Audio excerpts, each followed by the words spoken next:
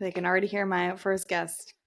Welcome to the Mommin Around podcast. I'm your host, Liz Mercedes. This podcast is made to be an outlet from the pressure of momming, a place to let loose, bond with other moms, and laugh off your woes. Thank you, Kala. If you like what you hear, subscribe, follow us on social media, and join our newsletter. Our merch is now live, so go get something special for that mom in your life who deserves it. Today, we have on an official... She's trying to talk. Today, we have on an official special guest, my best friend, and Rumi and Emery's mom, Megan. Hi, everyone. I'm so excited to be here. Yes, I'm excited to have you. And then we have an unofficial guest. So cute. The cutest little guest we'll ever have on. Her dad could not take care of her while we recorded, so here we are. Let's hope for the best. Momming around. Momming around. So I'm just going to try this bottle and see how it works. I think we'll be okay. Yes. So as I said, Megan's my best friend. We grew up together forever. Yeah, seriously. We've been friends since, well, we've known each other since kindergarten. Yes. But we've been best friends officially since 4th grade.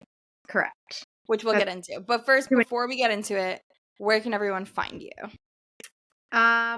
Meg F. So it's just Meg, M-E-G, and then E-F-F. Is it 3 Fs? I think it's 3 Fs. I have to double check.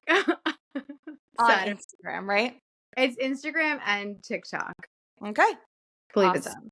I'll link her username in the show notes just in case. Actually, I can just look it up right now while we're talking if you want. So that people can find you. She does lots of like mom content and good products and 2 Fs. Meg F, E-F-F. And mom advice and stuff. And she's a really fun follow. So go check it out. Real motherhood. So we've been friends since we were in kindergarten, but best friends since 4th grade. Do we want to get into that story? How we became the 4th grade story? Yeah. Okay. So this is definitely a good one. But so we had twin day in school. I don't know if any other school did that, but our school did. Basically what that means is you were paired up with a random person in your class. Yeah, we weren't allowed to pick. Right. You weren't allowed to pick at all. And I got paired with Liz. And what you were supposed to do is you were supposed to find something in both of your wardrobes that was similar.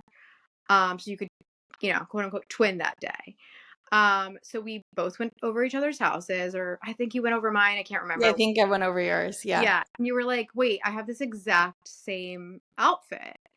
And I was like, no way. And you're like, it was no. from limited too, right? It was a FUBU top, light sky blue FUBU top. Yeah. And pants. Very trendy for our age, I must say. Yes, we were.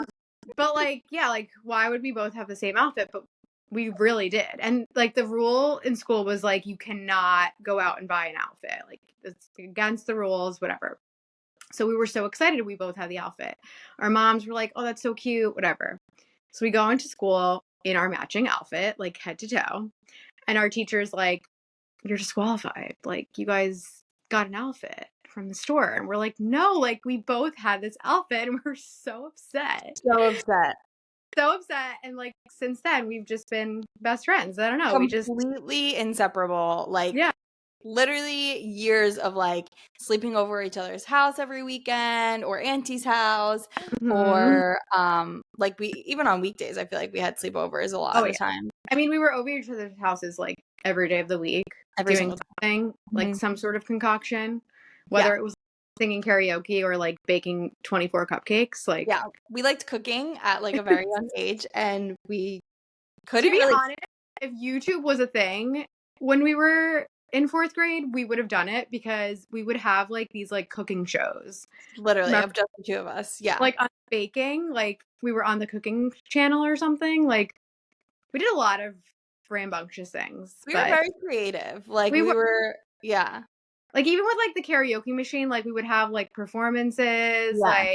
We would have our parents watch, even though they were like, God, that's enough. I always think about that. I was in your house with your parents, belting my lungs out. I'm poor guys. I literally still to this day, I'm like, were you okay? We were both I mean, granted, we didn't have the worst voices. Like, I Yeah. will say, our Yeah. voices were not bad.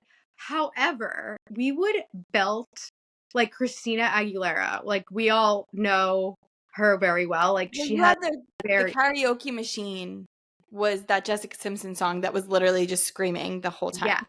yes. What was Well, it? I Want to Love You Forever. literally, I want to love you forever. Screaming like we were in pain. Like, Just like, and like, I feel like for you, like, if Kala were to like sing all day, I'd be like, oh, that's fine. But if her friend came over and sang all day, I'd be like, Lord, someone get this kid get out of this my house. girl out of here. No, our parents definitely had a lot of patience because They I'm did. like, there were a couple of times where my mom was like, all right, you guys want to take a little break? But I feel like for the most part, both our parents are just like, let them do their thing, which is good. I mean, Yeah. I guess we were entertaining ourselves, so that was important. Yeah, definitely. And Megan has a brother that's 6 years younger than 7 years younger than you, 6 than me. Yeah, around there. Yeah. Pretty far. And he was like really little when we were in 4th grade. I guess he was like 2, 3. 4. We were 10. Yeah, he was about. And he was like he like loved me at the time. And because I've always been a kid person, and even when I was a kid, like it makes no sense, but looking back, but it was, I mean, that's always how I've been. And Megan used to literally like hide me in her closet so her brother didn't know I was there. Totally hid you in my closet. Like, he'd be like, I see Elizabeth, by the way. I call her Elizabeth because I mean her Elizabeth, but you know, we know her by Liz. But I would literally be like, she's not here. What are you talking about? And he'd be like, I sense her, or I hear her. And we're like, no. And then you would be giggling in the closet, and then of course, like, he would come out or whatever. Yeah. But yeah, those are fun times. Also, Megan's mom is the reason I was chubby as a kid. part of because we had Auntie and then we had your mom. We were both chubby. We didn't stand a chance. 4th grade, specifically. Also very true. We were both chubby in 4th grade. Yeah, we didn't stand Remember a chance. our dance costumes? We were in dance and we had these like fluorescent hot pink uniforms, but they had like cutouts in the belly area. And let's just say it was like not okay for us. But no, we were like spilling over in the cutouts. And then that same year we were Genie or something for Halloween, again with the bellies out. We did really like the bellies out. And we had glitter. Remember, we would like put glitter all over our bellies. Like, we would like emphasize them. Like, we led the body positivity movement. I was gonna say, we were like Mommin. We were like wanting, like we were like pretending to just be in our mom era, I guess. Now I wouldn't be caught dead. I'm sorry. That's so funny. Oh my god, those were really good times. Yeah, for real. So, what even more special happened recently with me and Megan is we had babies literally a day apart, unplanned. A day apart. Very much planned. Like, you couldn't have planned it. We couldn't have planned it. Like, it just was very much unplanned. And still to this day, people are like, oh, that's so cute. You guys planned it. And we're like, no. Not at all. So everyone knows I did IVF. I had my transfer December 31st. I did not tell anyone. I did not tell a single soul because I was not convinced that it would work. And we actually, December 31st, I guess, or was it maybe a couple days later, me and you went to breakfast. And I thought I was getting my period at breakfast, and I was like panicking because I had like cramps. And I remember we went to the bathroom, and you were like, "Oh yeah, maybe you're getting it." Like no big, like you're trying. You could tell I was panicking, but I don't think you could tell why I was panicking. Right. And you were like, "No big deal. Like it's okay." And I was like, "Yeah, I don't know." And I was like panicking, but looking back, it was what's it called when they like stick? Spotting. Gala knows. I know exactly what you're talking about, but like, mom brain. Implantation. Yeah. So that must have been what it was. And then Megan was trying and didn't tell me either. I mean, I think that's normal, like just to keep it to yourself, especially, since we kind of both went through some things. I had a miscarriage right before. And so I was like not really feeling like sharing. Right. Yeah. And I was, I don't want to like get my hopes up and talk about it. And Obviously, did you just burp? Comic relief. Definitely. Yes. So Perfect. yes. So actually, at the breakfast, we were talking about your miscarriage. Yes. And so yeah, I didn't know I was, well, I must have been pregnant, but I guess I didn't know then, to be Yeah. honest. So, um, or maybe I found out like a week later or something like that. But Yeah. it was, There's no way you could have known because I didn't know. I literally just implanted, so like I didn't know either. It was 2 weeks later that I found out. right. Yeah. Like it's so special. Like I just still thinking about it. And like, to be honest, I was like, I had a feeling it was going to be either like the same day or like the day before or the day after, Uh-huh. because like how special already like it was that we Yeah. were pregnant, like literally at the same time. And we were, what, you were like a week ahead of me or something, or like Yeah. not, it was like 5 days or 4 days, Yeah. Yeah. quote unquote, because like the gestational time is like not even a Right. thing. Like it's not always accurate or ever accurate. Um, so yeah, that was so sweet. I loved that. It was And so sweet. oh, he was like, I need to just come out. Yeah. Well, you had Rumi early too, right? I did. They actually had them both at 37 and a half, Yeah. which like kind of funny, but yeah, they Yeah. both were not staying inside this lady anymore. Gotta go. Gotta go. Yeah. She was 39 weeks, so we must have been a little bit farther apart because Yeah, they took her yeah, at that's true. 39. It's so hard to remember. I remember I told you I was pregnant. And Mm-hmm. then you were still not telling at first. I think that you wanted me to have like my moment, Well, I right? want, yeah. So I told everyone at, like in my, because George, my husband, was like, well, why didn't you just tell her? And I'm like, well, I wanted her to have her moment. Like, I Mhm. wasn't gonna like be like, by the way, I'm pregnant too. Like, I Megan mean, is very much like that friend. Like she like wants you to have your moment. Like I remember like growing up, like when we would go out for birthdays, you would be like, "Oh no, the birthday girl wears a dress. Like what are you wearing?" Like you always wanted everyone to have like their own moment. So like aw. yes, you're very much that friend. Like very thoughtful in that way. No, I appreciate it. But no, but like I really did. And I was like so excited and like wanted to say it, but I was like, no, we have to just wait. And so I waited 2 weeks. And You for some, hinted. you knew, you were like, because Because you were hinting. I was like, I had some pickles and coleslaw for breakfast. It was delicious. And you were like,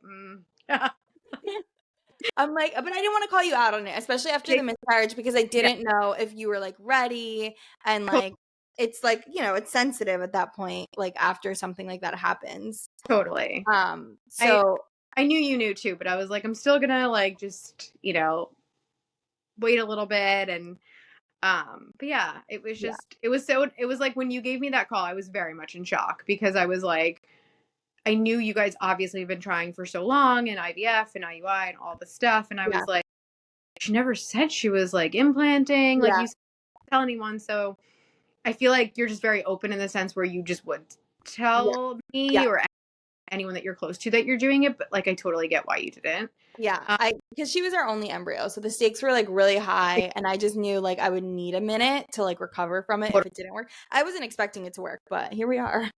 I know. Well, here she is.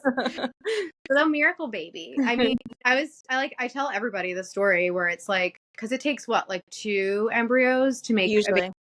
usually. Yeah. I mean, like, and she was just your only one. So And she wasn't like, for anyone, if you're listening that you're kind of going through it, she wasn't the best quality, like embryo either. Like they I grade remember down. saying, yeah. And she was what we had, but her quality wasn't great.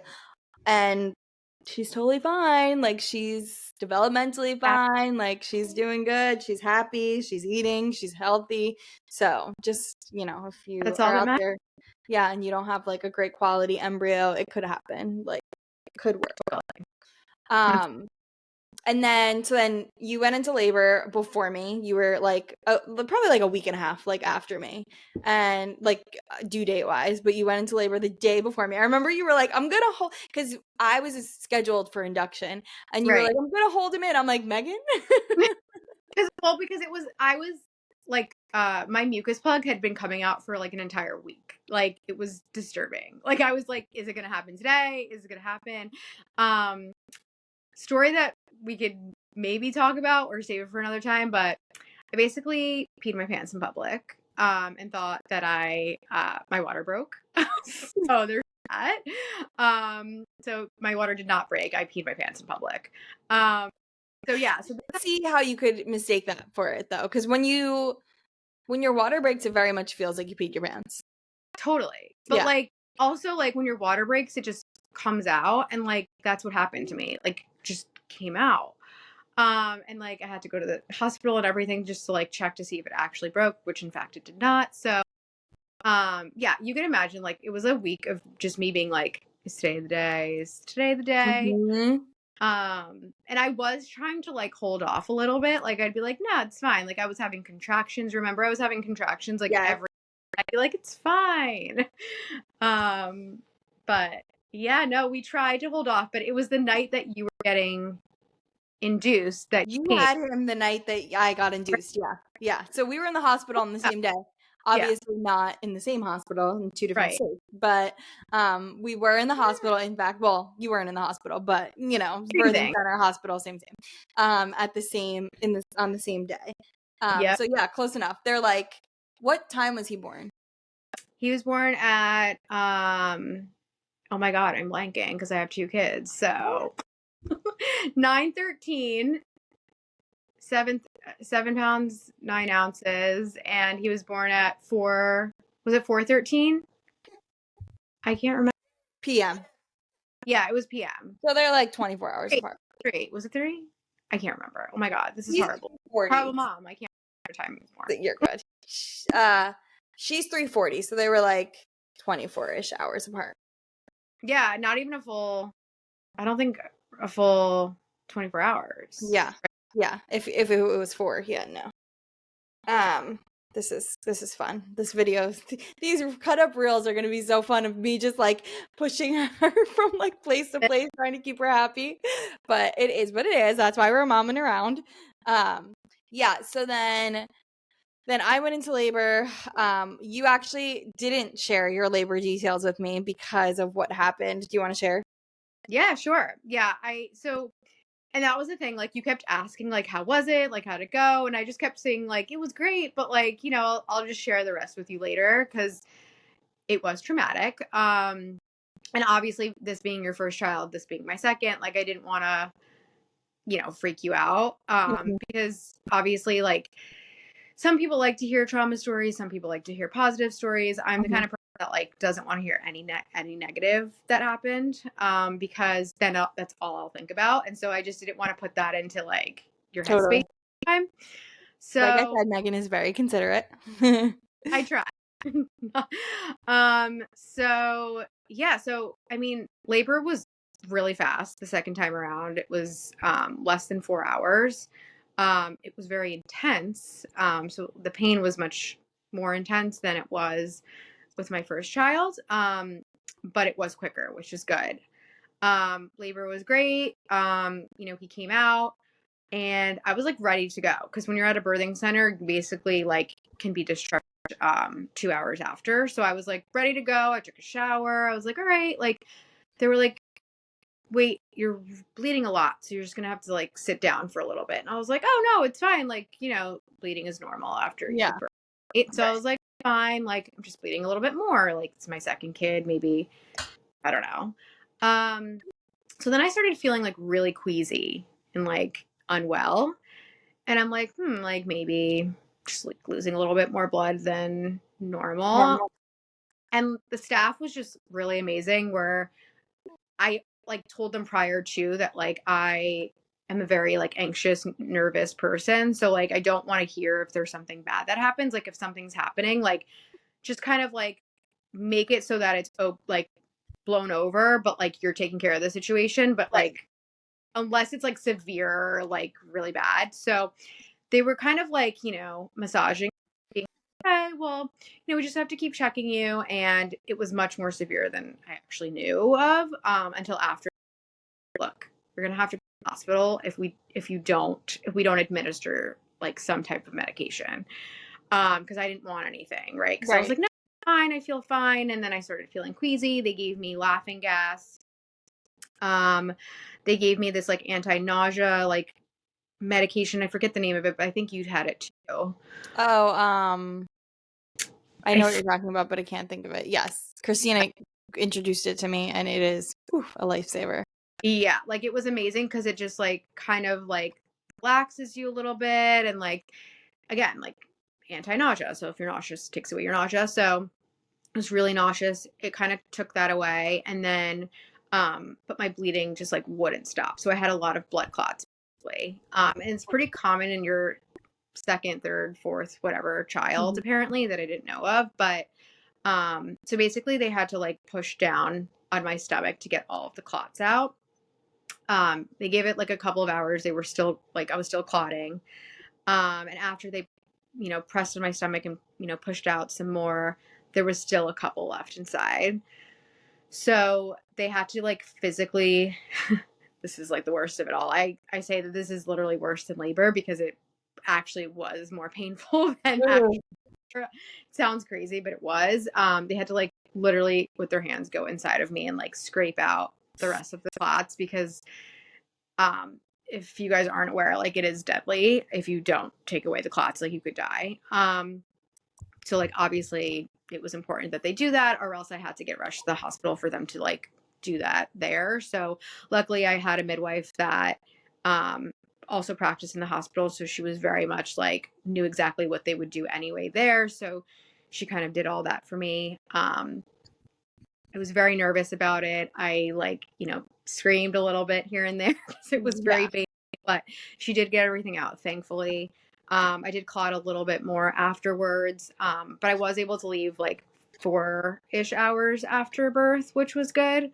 And but I still was like needing to monitor the clots. I had like a nurse come in the next day, which is pretty like common after birth in a birth center. But, they kind of checked on me a little bit earlier just because of the clotting, which made me a little bit weaker because obviously I lost a lot of blood.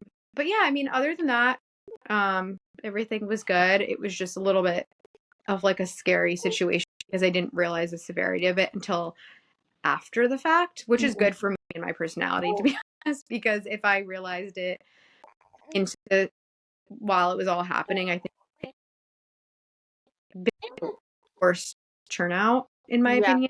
I would have like in a really bad headspace. So I think all of the staff just handled it really well, and I was just really pleased with like all of the care and just I don't know, it was just like a really nice like experience. Like even my midwife said like after we met for my 6-week checkup, she was like, it's so crazy, like you never meet someone, because I actually had never met her before because she was brand new, and for a reason I feel like, but she was literally everything that I needed and more.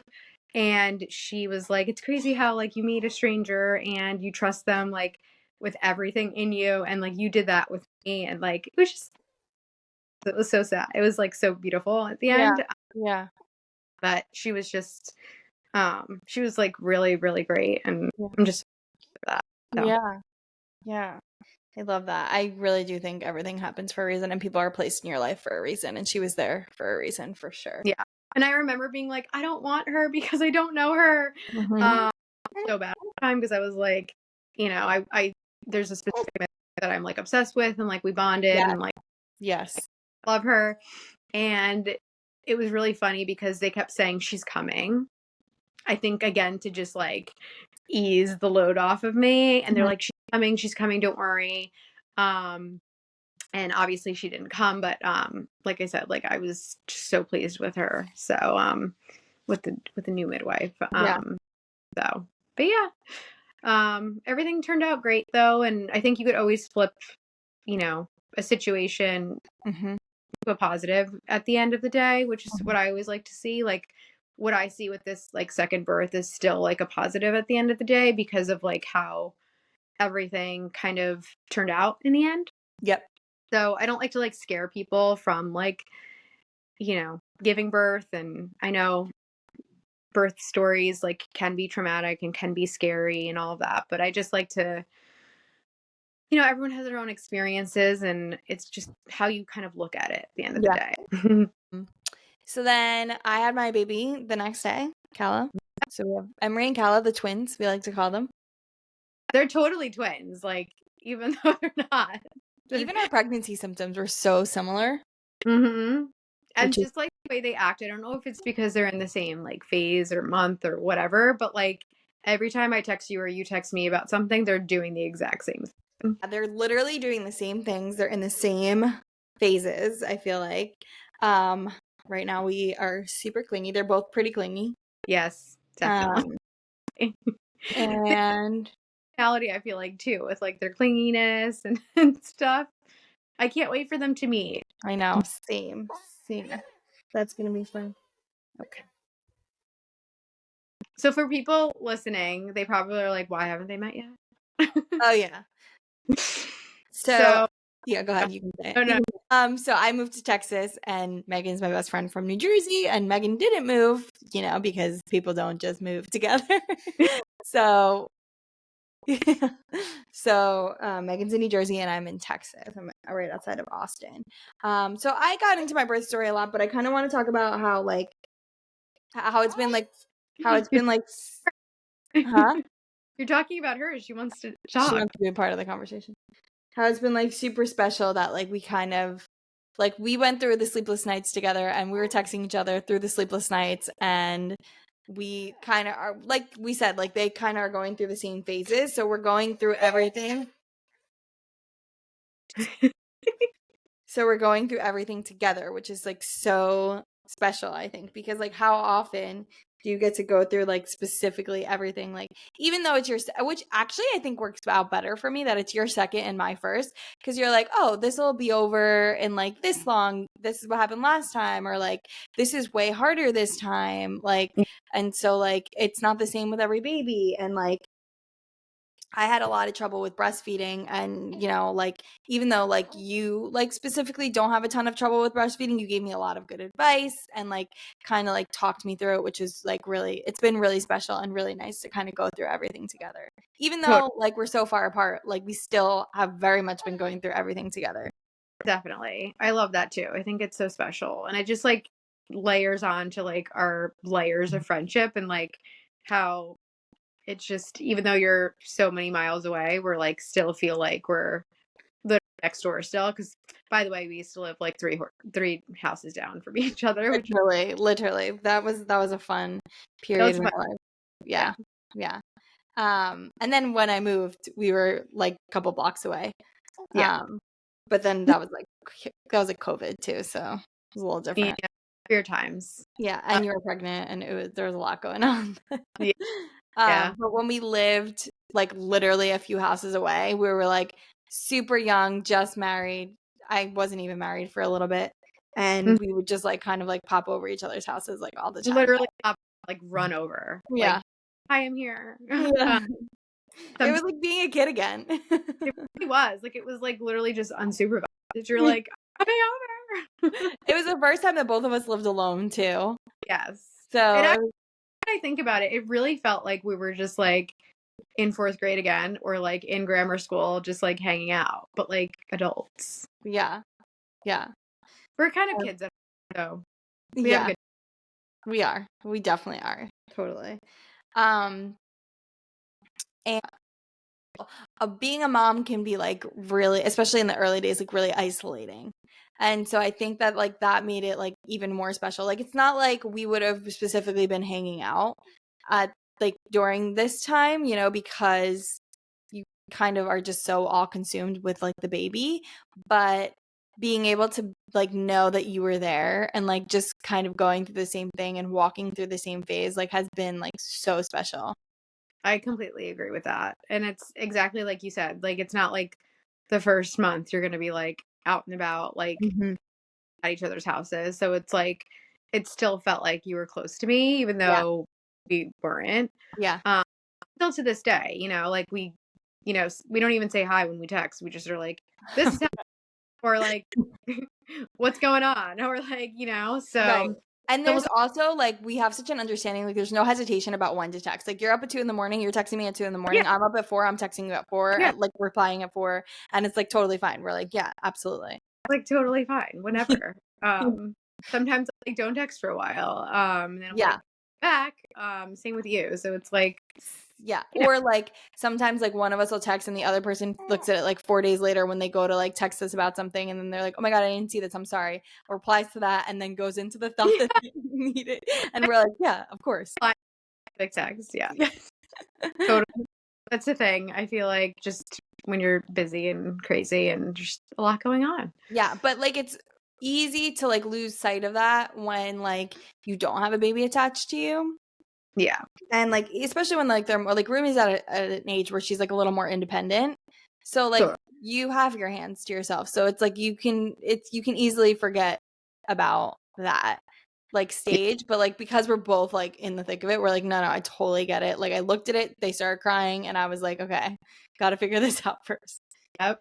Yeah, it's crazy how like even though Rumi and Emery are like 3 years apart or a little, yeah, 3 years apart, I feel like I forget so many things that like happened, even though it was only 3 years ago or less than 3 years ago that I had her. So it's like, um, it's just crazy to me how you just like completely forget things and then you're like almost like in it brand new again.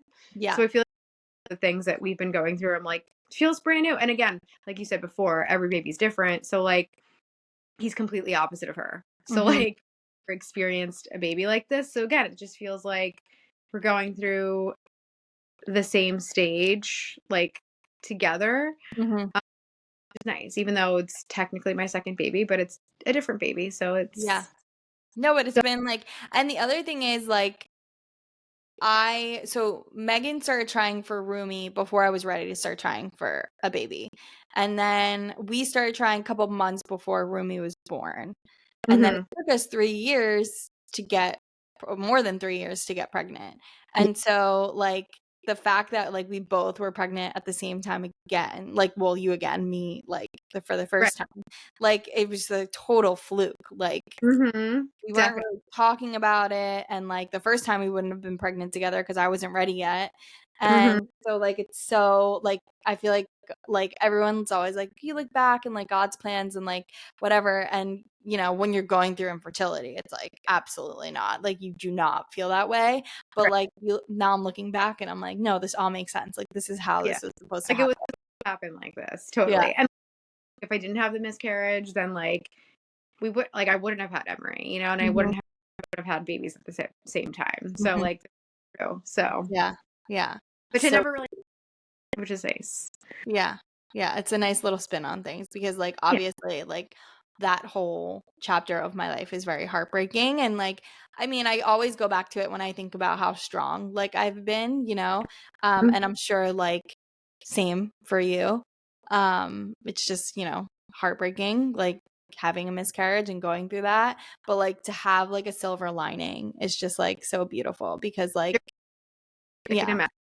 And like, of course, there's times where, you know, you look back and, you know, especially for you, just like 3 years of your life, like, you know, spent like struggling and trying to figure that out. Like, I give you so much credit. Like, I cannot imagine how that is or how that feels. And just like where you're at now, it's like, you're probably like, oh my God, this is so, it was worth every single shot and everything that you went through, which, Yeah.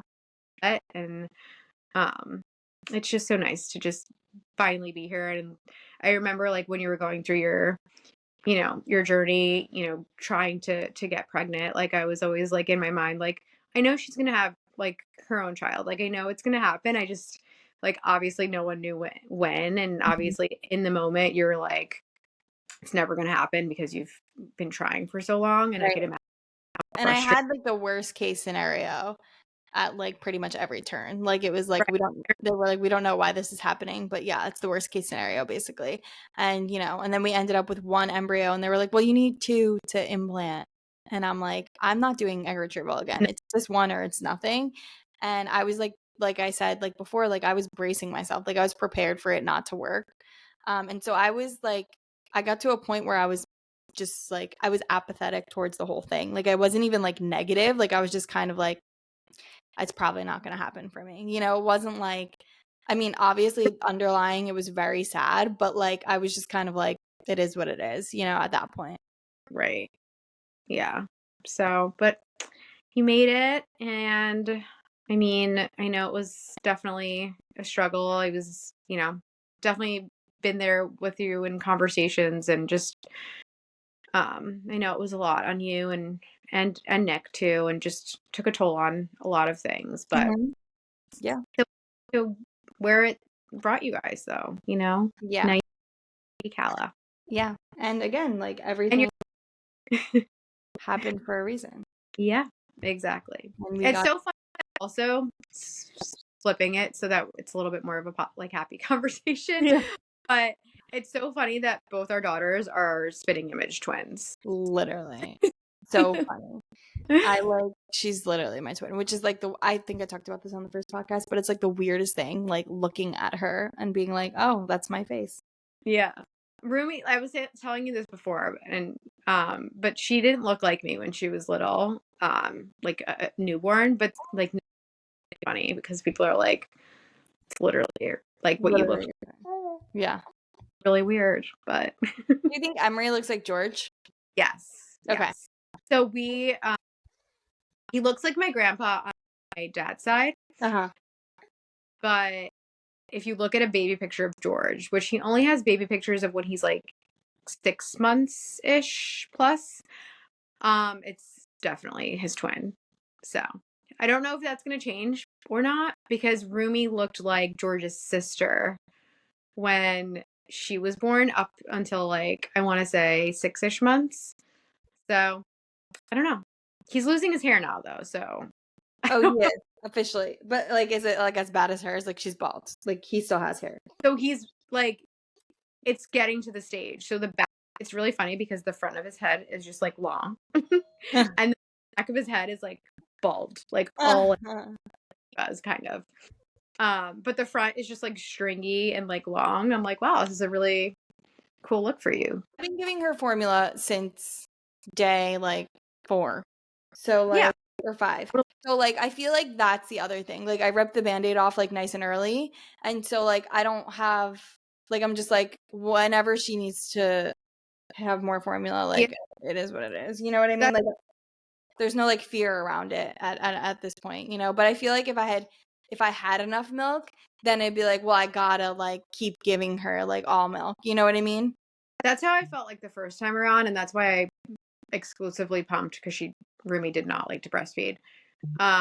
For it was 11 months, like, wow, I like one shy of 12, because I just literally, I went to the last drop of my, like, at 11 months, like my boobs were like, we're done. Yeah. Like, nothing left for you to pump.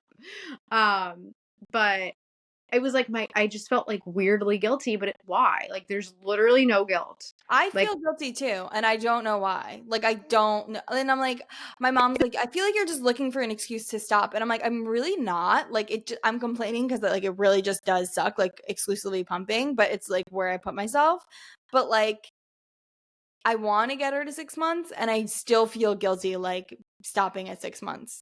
Yeah. And like that's how I felt. But like this time around, I think, I mean, obviously we've talked about it multiple times, but like I gave myself a goal, and like after 6 months, like I'll see how I feel, but I want to just try to stop, because I mean, breastfeeding and pumping and all that is sometimes like sometimes like women don't mind it, like, which is amazing and great. Like, I wish I was that person, but I just feel like I want to be and feel like myself again. And I didn't that way until I was fully done last time around. And I just feel like for me and my mental space right now, I think it's just like really important for me to feel like myself, and like giving myself that goal, I feel like will hopefully make it easier, because I'm like, okay, in my mind, like that's the goal. So hopefully when we get there, I'll still feel that way. Yeah. But that's how I feel too. Nick, I think it was like month 2. He's like, we went over our friend's house, and she had stopped breastfeeding her son, I think her second son, at like 2 or 3 months. He was in the hospital. Like I think he had strep B, I think. But like he like was really, really sick, and so her supply took a dip, and like it was just a lot. And then she was like exclusively pumping, and then like she was going back to work, and it was just like a lot. And so he's like, she's like an advocate, like like you don't need to breastfeed. Like it's like not like on that, like don't feel guilty kind of thing. Right. And so Nick was like, yes, this is exactly what she needs to hear. And he was like kind of almost like not talking me out of breastfeeding, but a little bit. And then he felt like he was talking me out too much and did like the complete like 180. And like then he was like advocating for breastfeeding, and I'm like, what are we doing? And he's like, I don't, huh? He's like, I just want to be supportive. Like, I don't know what to say. And I'm like, okay, I made a goal, and the goal is 6 months, and I just need you to support me until I get to 6 months. And I need you to also say, like, if at any point for some reason, like because my supply's been dropping, and you know, I need you to really be like, if at any point, like, you don't have, like, the supply, like, it's okay. Like, don't stress. Like, she's still getting everything she needs. Like, that's what I need. Like, a happy medium. Like, don't go, like, completely one side or the other. Yeah. No, George is really good with that, too. Like, he knows not to, like, cross the line. Whereas, like, if he, like, in his head feels like I should do something, he, like, softly will, like, mention it, which is good because, again, Nick does not. It's I think he like wants to trust me completely, and slash like he doesn't really do the research, so like he doesn't know. So like he will completely just trust me blindly basically. So like when I wanted to give her formula day like 4 or 5 whatever it was, him and my mom like did not want me to give the formula, but neither of them said anything. And they gave the formula and it ended up being the right choice. Right. Obviously, because she was starving, poor thing. But then like then he'll like randomly make a decision. Like I think I did talk about it on the Katie Myers interview where he comes downstairs with the 3 flow nipple. Yes. And I'm like, and he's like, it's time for her to go to 3s. And I'm like, no, it's not. So I just switched it to a 2 because I had a 2 like with me, and Right. he wasn't even going to tell me. Like he was just going to let her drink it. And then I Googled it, and it's like 6 months, or if they need like rice cereal in their milk, or they need extra calories, or whatever it is. It's like, no, you just made that up. Like, so like he'll like go along with whatever I say, and then just randomly decide to make like this wild decision that I'm like, no. No, George is George is like the panic. Yes. Whereas I'm more like chill, which is crazy because I was going to say, let's talk a little bit about that because normally. Yes. Normally I'm I am type A. Like Right. I am like the definition of type A. Mm-hmm. But when it comes to the kids, I don't know why. And George is type B, by the way, normal personality. But when it comes to the kids, George is type A to the max, and I am type B. Like I'm just like, it's fine. They'll be fine. Like we can it'll whatever. He will freak out at like the drop of a hat. Like if something like more so with Rumi though, I have to say. With Emery, not so much. I don't know if it's like more chill. over it. Not over it, but like he's like used to it. But with Rumi, like it was bad. We're at a point where I was like, we're gonna need an intervention because like but on the flip side, he's also the fun parent. So Interesting that he can do both. yeah. So he's like type A with them in the sense where it's like their health and safety. Mm-hmm. That's what it is. And then when it comes to like just like day to day, he's like the fun parent. And then I'm like type A where I'm like, okay, like we have to have a schedule and like we have to, you know, yada yada. So it's weird. It's weird how it like flips and then we can like flip back. It's like a good flow though. Like for us, I feel like Nick he's the fun parent, I guess. He's just dangerous. The fun parent though. But he's like just dangerous. Like he like I'm like, what are you doing? He's like jitsu with her. No, like literally. And I'm like, she's 3 months old. Like relax. But also like he doesn't really understand like schedules. Like he would in the beginning, I'm like whispering because she fell asleep. No, it's totally In the beginning, he would like text me like when she had her bottle.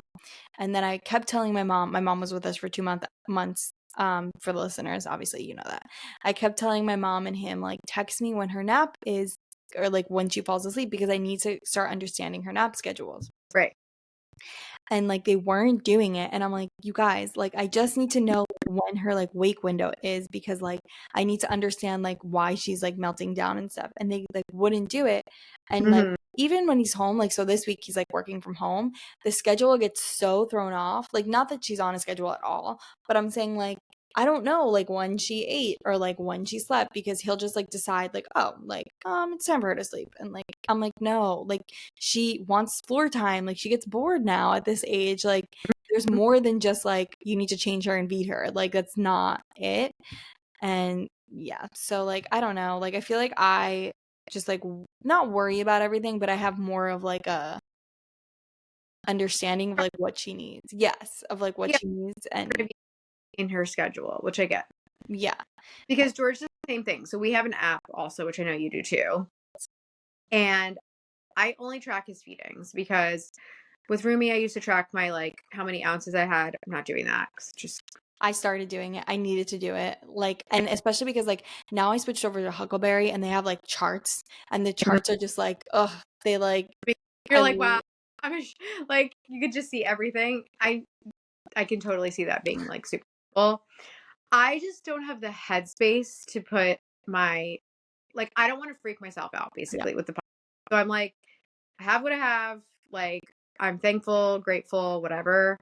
I'm not gonna stress about it because the second I stress about it, whatever. So I'm just not doing it. yeah, But we do feedings because feedings are important because if he goes like 4 hours, not saying he ever goes 4 hours, but like whatever. And we're what a like, why? dream. Well, gee, because he's hungry. So George never tracks on No, the app. and that's the thing. And so then she'll be like crying and he's Mm-hmm. like rocking her. And I was like, what? And I'll be like, when was her last bottle? Oh, it was like 5 o'clock. Meanwhile, it's like 8 o'clock. And I'm like, she's hungry. I'm like, Mm-hmm. give her a bottle. Like, you can't just shush her every time she starts crying. That's not a thing. Like, she's crying for a reason. No, literally same. And then but now he's getting better at it because I'm like, can you just put it in the app? Like, it'll make it so much easier for all of us because it's not like I don't have to ask you like, when's the last time she ate or he ate or, you know, is he hungry? Is he not hungry? So Yeah. he'll forget. But Well, I started tracking her sleep too because she's having meltdowns. She like has FOMO. Like obviously she was like fighting me for this nap because she's like watching us talk and she wants to be right, like in on the hard. action. She's finally fell asleep, but like so like I need to know when her wake window is to know like do I have to force her to sleep? Like do I just have to like keep Right. going, or is does she need more like activity and like stimulation, you know? Hard at this stage because you're like, I don't know if she's tired, needs some stimulation, or is hungry. Like there's like three things now versus two things. Yeah. Yeah. Or needs her diaper changed because Or yeah, we which it was weird. I didn't know this about babies. Like some of them just don't poop. Like she like pooped I every didn't 3 days. until you told me. Yeah, she pooped every 3 days. She's literally waking up and looking at us and then falling back asleep. She pooped every 3 days in the beginning, and so I had to watch that, and they had to tell me every time she pooped too, because like she couldn't go longer than 3 days without pooping. Like that's not good. Right. But as long as she pooped every 3 days, like that was like her schedule, and she was fine. Now she poops way more often. I'm like, I miss the days where she only pooped every 3 days. I know. And Emery, actually, when her poop started like coming in, she was having blowouts like twice a day. I'm like, now we're like back to normal-ish poops. yeah. No, Emery poops like 4 or 5 times a day. It's fun. I'm like, it must be what I'm eating because he just is like all day, every day. And I'm like, when are you going to stop pooping? Yeah. Like, a lot. She poops like once or twice a day now. Well, But if that's she good though. For it's her, not it's too good. bad, yeah. But if she poops once a day, I love that we're talking about poop, by the way. But if she You know? poops once a day, it's definitely a blowout and it's gonna get everywhere. And I'm like, Yeah. great. So much fun, especially pooping with a toddler. You're going to love that one. Not fun. So talk about having 2 kids. Like, what's that like? I So mean, I'll I be, know. and I feel like I didn't believe people when they said it. Like, I was like, oh, it's fine. Like, it'll be fine. Like, how bad can it be? Like, you already handled one. Like, you can handle another one. It's, it's really challenging. I don't know if it's the age gap because it's all I know. But Rumi is obviously, she's 3. So she's more aware of things. So she's not like, I feel like when you have the kids 2 years apart, the 2-year-old's like very much unaware of like what's happening. Like they're like, I mean, I guess depending on the child, but like most 2-year-olds are going to be like, okay, there's like a baby here, but like doesn't have a concept. She's fully aware of everything. And so she needs attention, which I totally get. And we try to give her like undivided attention or all of our undivided attention at times, but like it's rough. Like, cause as soon as she's a daddy's girl, like through and through. So like if George picks up Emery at 1 second, she's like screaming. Like, and we're like, Really? yeah. And like not screaming, like throwing a tantrum, but like kind of trying to get his attention. And it's like sad because you're like, he can't split himself, right? Yeah. So, oh my God. So usually it's like I have him, Emery, and then George, is catering to Rumi, which is sad because it's like, I also want to do that too. But it's like, when you're breastfeeding, it's like, it needs to be with you. So it was really challenging at first. I think we're getting into a better groove. I'm not going to say it's easier. It's just, I think we're used to it at this point. But yeah, it's been a struggle. And it just makes me feel sad because I'm like, I don't want her to ever feel like, we're not giving her like all of our attention and love, and this, which is why we've just been doing so many activities with her, taking her places, which has also been interesting in and of itself, as you know, with like a newborn going places, like you literally have to like lug your entire life, which is like, so, but we've been doing that so that we could spend time as a family. Whereas like, I know a lot of people will like split like kids. So like one adult will have one kid and one adult will have another, which is totally like understandable. And we've done that too, but I kind of want to make sure we still have that time together. So we'll like sacrifice like lugging everything sometimes. And sometimes it's like not worth it. Other times it is.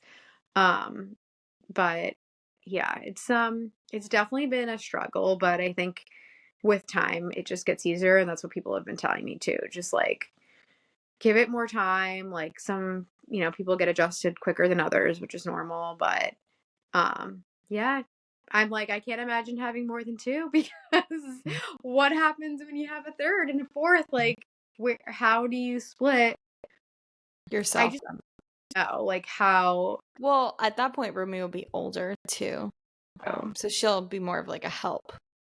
True. She is helpful now too, which is interesting, but that is true. I just like give parents that have like more than two or two plus like so much credit because I'm like, how? Where are the hands? Also, you have two hands. And I feel like a toddler and a newborn, like you grow hands. And I can't imagine like having more than that at the same time. And like, what if people have twins and a toddler? Me and Nick have actually been talking about this. So we like on YouTube for some reason it always has multiples like come up for us like for like suggestive videos, and I'm like, how do people do it? And then I think about my aunt had my cousin, and then I think 3 years later had twins. So she had a toddler and twins. I can't imagine. I have so much respect for her. I cannot imagine. God bless. I would.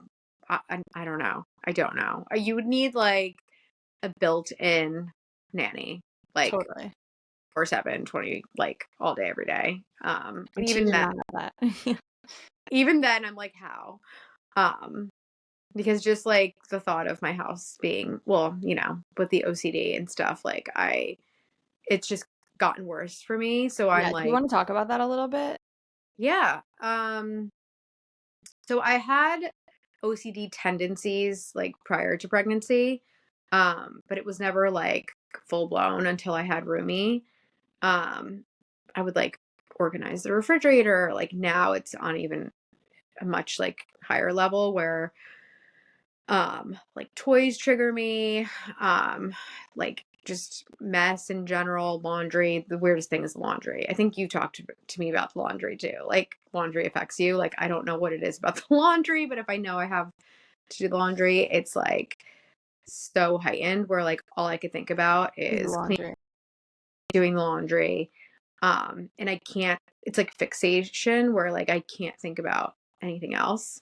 A tip that my therapist gave me though that kind of potentially works is going outside in the freezing cold. And like one day like I was feeling it and I like went outside and it's been cold here. So well, some days it's cold, some days it's hot.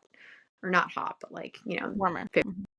Um and I kind of did take my mind off of it, but obviously medication helps me too. But yeah, I just never understood like I guess just and I guess again everyone is different, but having kids really heightened my anxiety, my depression, my OCD tendencies to a level of like extremity, like just very much like heightened. And I don't know if that's everyone, but it definitely did that for me. And so I think that also makes it a little bit more challenging when you're kind of, you know, handling the newness of like a newborn. If you have multiples and then you're dealing with like basically your mind, you know, playing tricks on you and trying to like um drive you nuts. So yeah, it's just one day at a time, I guess. Yeah. But some days are better than others, I could say, but I'm working on it cuz I just, you know, with kids, as you know, like I just don't want um you know, Rumi or Emery to ever feel or like pick up on the tendencies. You know, I feel like as a parent, you like when you have an issue, you automatically think like, will my child have this issue? Or like, will I pass it down to them? And like, that's like my biggest fear. So like what I've been trying to do, and like George is so helpful with it, is like, because mess triggers me, like, you know, Rumi will be playing and I'll just be like cooking or something. You know, and like obviously when I'm playing with her, it's fine. But like if she just has like a tornado in every room, I'm like, I'm just gonna close the door or like go into a different room and do something else. And like, you know, when it's time for her to like pick it up, that's when I can go back in there and help her pick it up because then it's okay to pick it up, right? Um, If not, you'll just kind of like be behind her, like picking things up as she goes, right, kind of thing. Okay. right.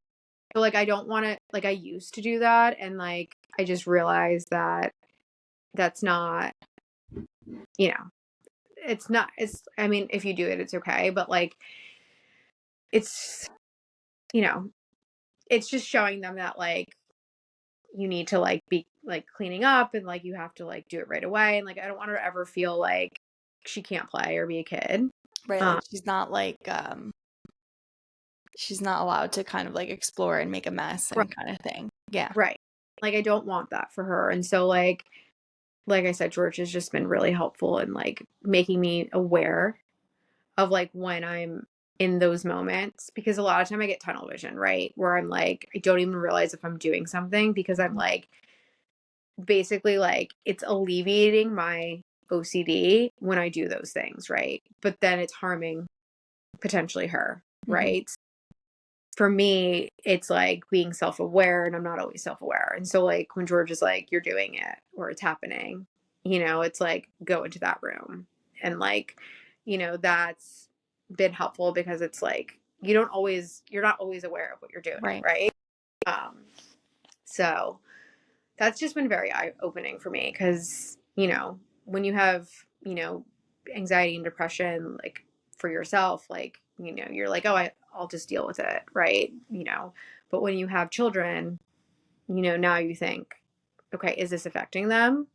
You know, am I, you know, going to be like the reason why, whatever, like I start going down a rabbit hole, right? Because of the history of it. So, But I think that shows that like you're a good parent. You know what I mean? Because like a lot of people aren't specifically worried about their kids and how they're affecting them. You know what I mean? And it just means like you're such a good parent that you're like, am I affecting my child? Like I need to make sure that, you know, what I go through, she doesn't go through. And that's not the way everybody thinks. Like especially like I feel like you can be like, oh, this is my problem, this isn't theirs. You know what I mean? But like not really be fully aware and present with like how what you're doing affects them. And that takes a really good parent to recognize that and want to change that for their child.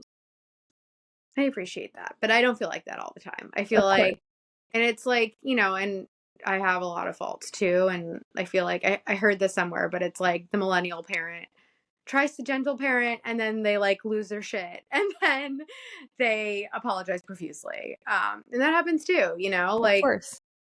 we have this like thing with Rumi where we like to like talk about it. And so, if she's having a tantrum or, an adult tantrum where like we flip out, like we come back to each other and we're like, let's talk about it. Like, what happened? Like, I'm sorry, you're sorry, why did you do that? Why did I do that?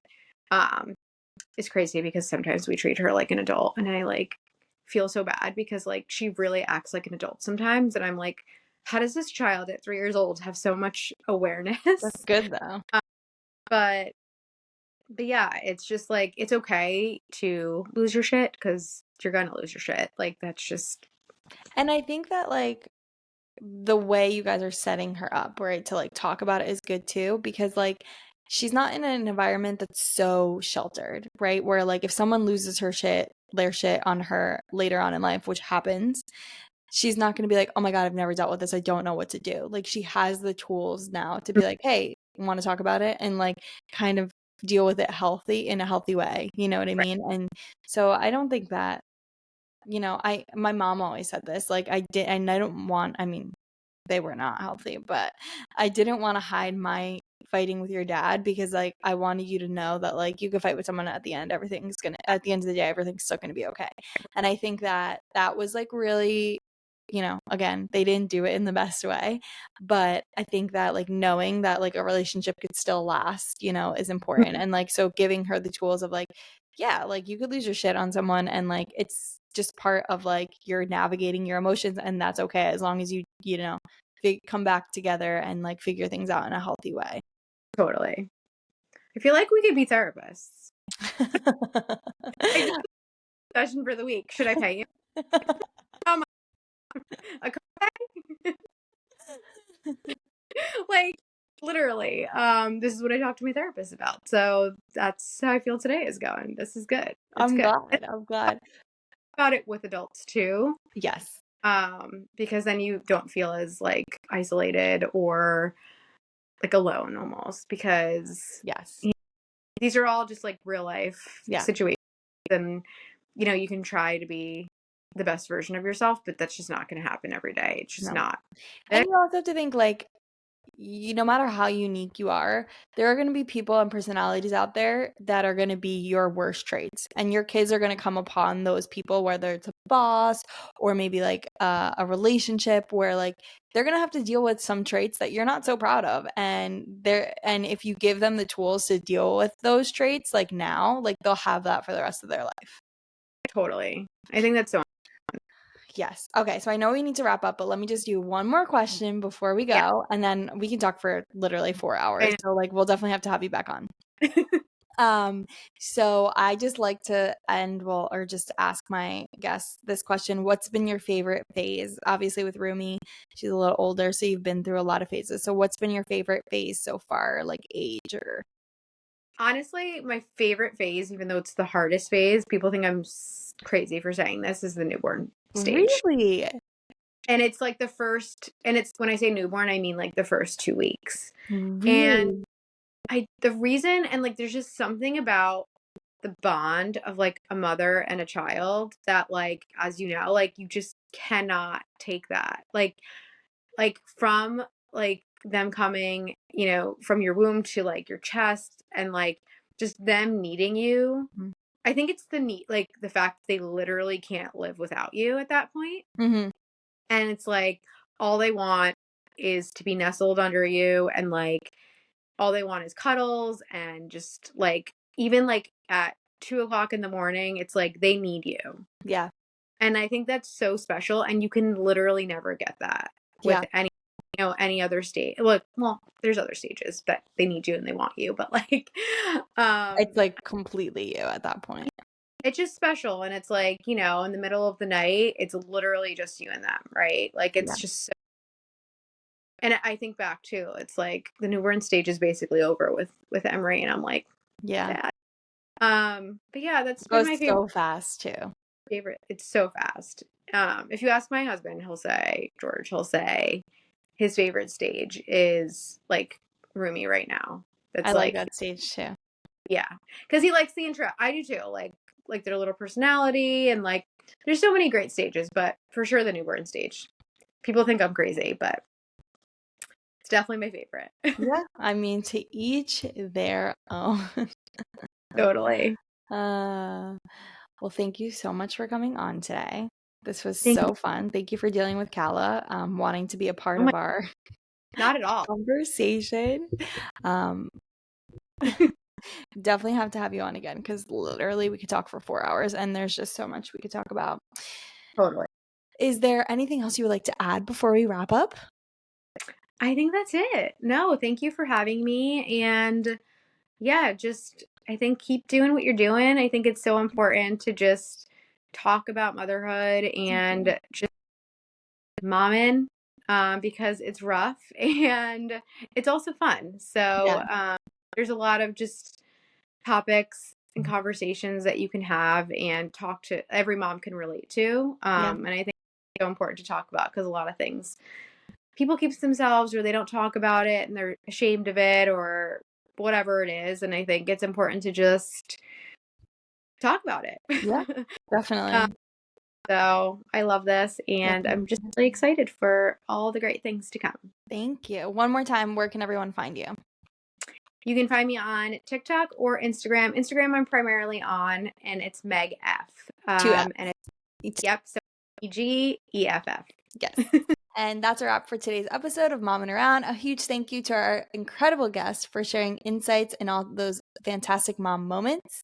I hope you enjoyed this journey into the chaos and comedy of motherhood as much as I did. If you like what you find, you can find her on Instagram and TikTok, at MEGF, MEGEFF. Don't forget to hit the subscribe button so you never miss a dose of mom wisdom and laughter.